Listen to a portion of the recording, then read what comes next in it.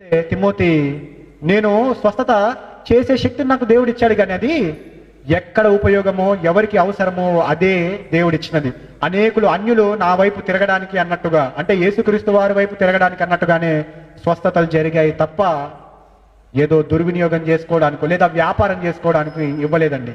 అయినా కానీ ఇప్పుడు గ్రంథం స్థిరపరచబడింది కాబట్టి ఎవరో చేతి నుంచి ప్రార్థన చేస్తేనో ఎవరో ఎక్కడో నూనె రాస్తేనో స్వస్థతలు జరుగుతాయి అనడము అన్యత్వమే.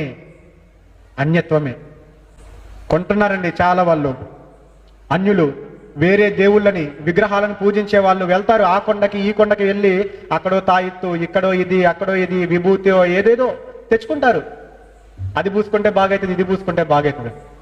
కాదండి, మనం అలా చేస్తుంటే మనం కూడా అన్యులమే. ఏమంటే యేసుక్రీస్తు పేరు చెప్పుకునే అన్యులం, యెహోవా దేవుని పేరు చెప్పుకునే అన్యులం. దేవుని పేరు అయితే యెహోవా అని చెప్పుకుంటాం, ప్రభు పేరు అయితే యేసుక్రీస్తు అని చెప్పుకుంటాం, కానీ క్రియలు దెయ్యం క్రియలు ఉన్నాయి. ఆ గుడికి పోయి మొక్కమంటే మొక్కుతారు, ఈ బావిలో పోయి పడమంటే పడతారు. ఆ బావిలో స్నానం చేస్తే అండి పిల్లలు పుడతారండి. బావిలో స్నానం చేసేటప్పుడు పిల్లలు పుడితే ఇంకా పెళ్ళిళ్ళు ఎందుకండి? అవసరమా? దేవుడు వివాహ వ్యవస్థను ఎందుకు ఏర్పాటు చేశాడండి? అబ్రహాంకు శారాను, ఆదాంకు హవ్వను ఎందుకు జత చేశాడండి?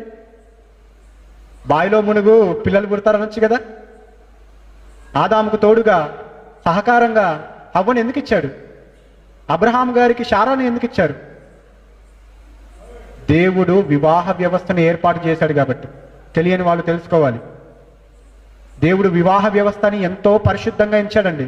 అందుకని మనం చదువుతాం కదా, వివాహము అన్ని విషయములలోనూ ఘనమైనది గాను పాన్పు నిష్కల్మషమైనది గాను ఉండాలి. వ్యభిచారం చేయడానికి కాదు దేవుడు ఇచ్చింది, వివాహం చేసుకొని పిల్లల్ని కని ఈ భూమిని నిండించి స్వతంత్రించుకొని చేసి ఏలాలి అన్నాడు. దేవుని కుమారులుగా జీవించాలి అన్నాడు. అందుకండి ఏర్పాటు చేసింది. కాబట్టి ఈ మాయలు ఈ మంత్రాలు నమ్మి అన్యుల దారిలోకి వెళ్ళొద్దు. మనము ఎక్కడ ఉండి ప్రార్థన చేసినా దేవుడు మన ప్రార్థనలో వింటాడు.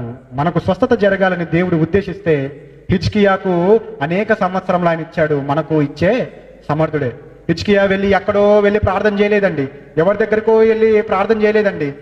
ఇదిగో యెషయా వచ్చి చెప్పగానే నువ్వు మరణం అవుతున్నావు, నీ ఇల్లు చక్కబెట్టుకో, ఇంకా అన్ని నెరవేర్చు, నెక్స్ట్ నీ తర్వాత ఎవరు రాజు అవుతారు, తర్వాత బాధ్యతలు ఎవరెవరికో ఇప్పుడే అప్పచెప్పేసాయి, నువ్వు మరణం అయిపోతావు, దేవుడు సెలవిచ్చాడనగానే తన వస్త్రాలు చింపేసుకుని అలాగ గోడ తట్టు తిరిగి, దేవా నన్ను ఒక్కసారి జ్ఞాపకం చేసుకో, నేను ఏ విధంగా జీవించానో జ్ఞాపకం చేసుకో అన్నాడు. కానీ ఇదిగో బండి కట్టండి, సైనికులారా వెళ్దాం, పలానా చోటుకి వెళ్తేనే పలానా వ్యక్తి చేస్తేనే అవుతుంది అనేది కాదండి. నీ కన్నీటి ప్రార్థన, నువ్వు చేస్తున్నావా నీ పాపాలను ఒప్పుకొని, నువ్వు చేస్తున్నావా నిజాయితీగా దేవుని ఒప్పుకొని,